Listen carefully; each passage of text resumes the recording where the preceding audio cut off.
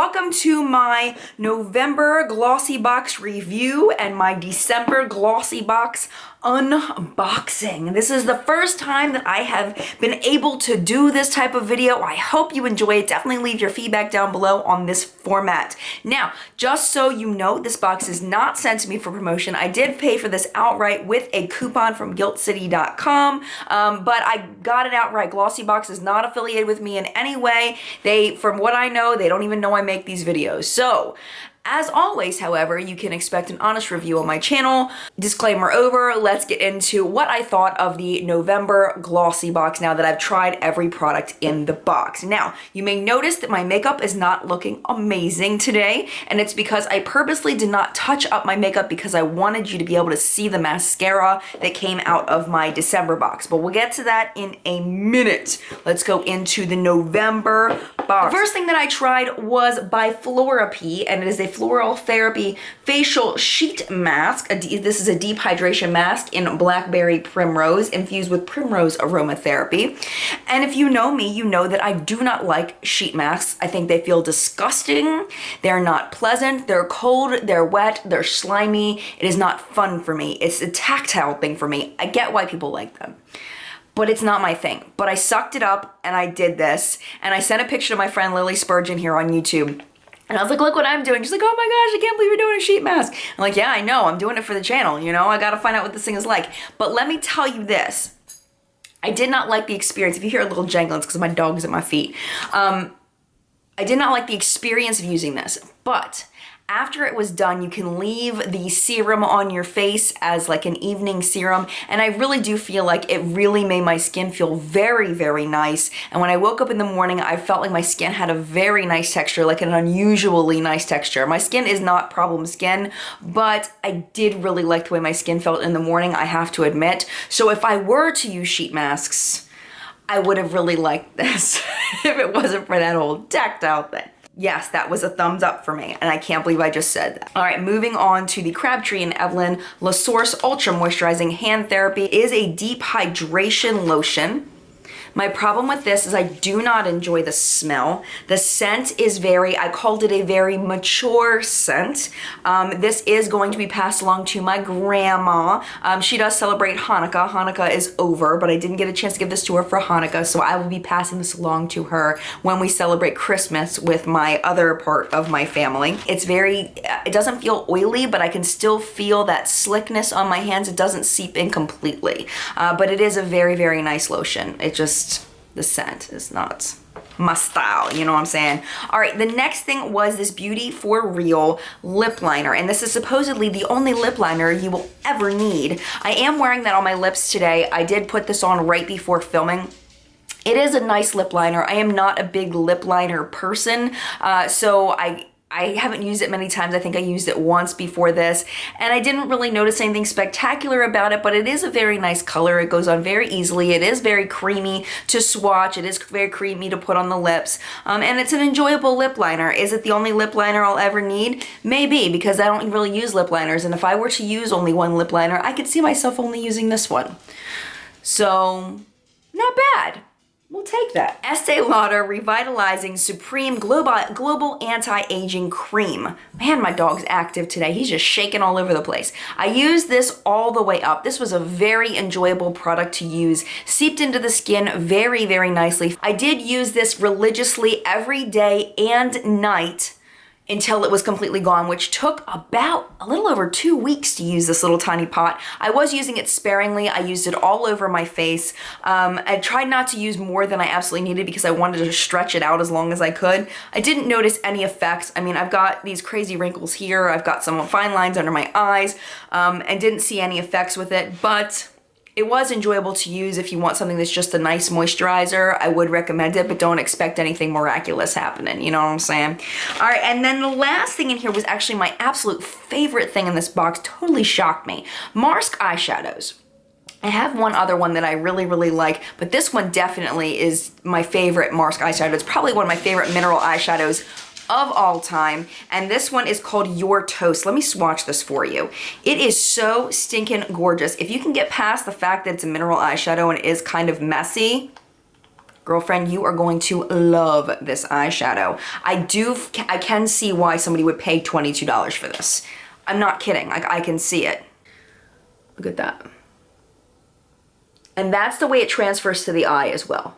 Just like that. Is stinking gorgeous. And I put this on, I was on Periscope, and I put this on and we all went, ugh, that is so pretty, oh my goodness.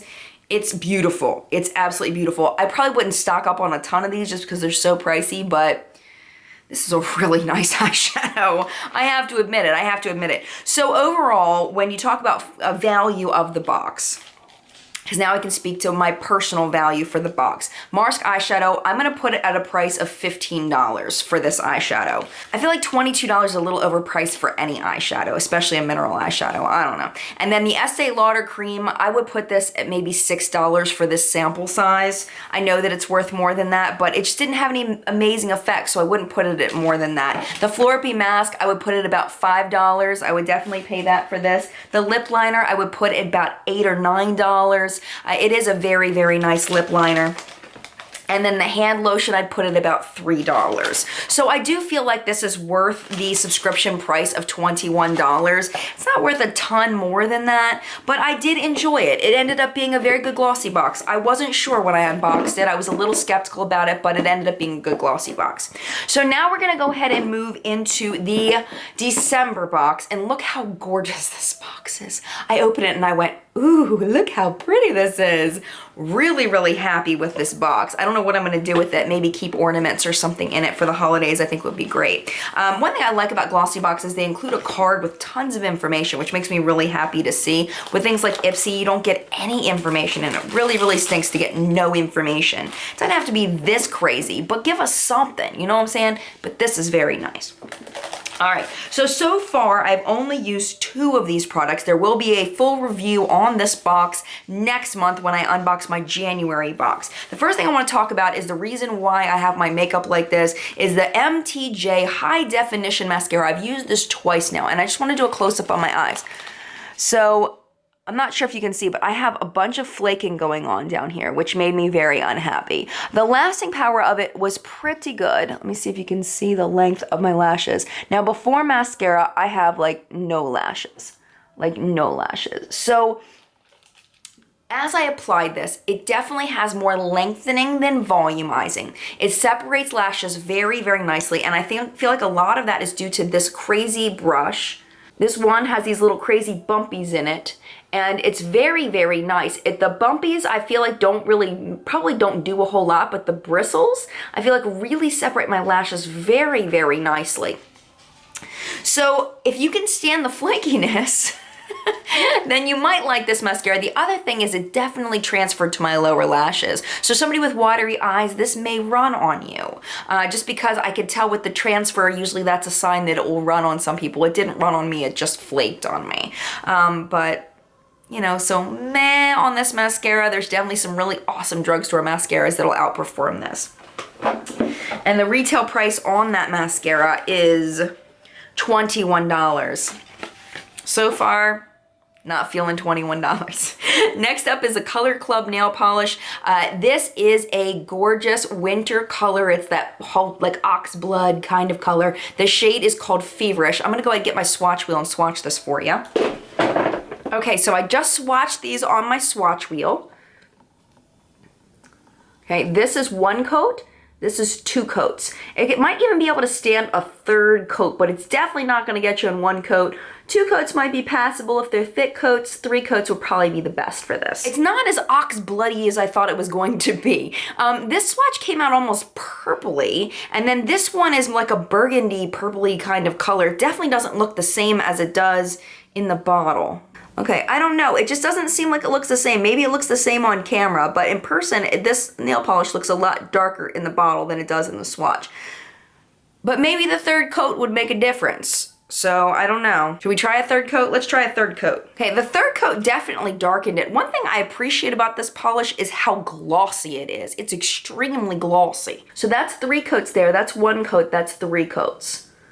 So you can really get that ox blood kind of color coming to it when you put the 3 coats on. Somebody asked me once where I got my swatch wheels. I got my swatch wheels at Sally Beauty Supply. You can get them on Amazon for like super cheap. You can get packs of them for like $4 or $5 for like a giant pack of them.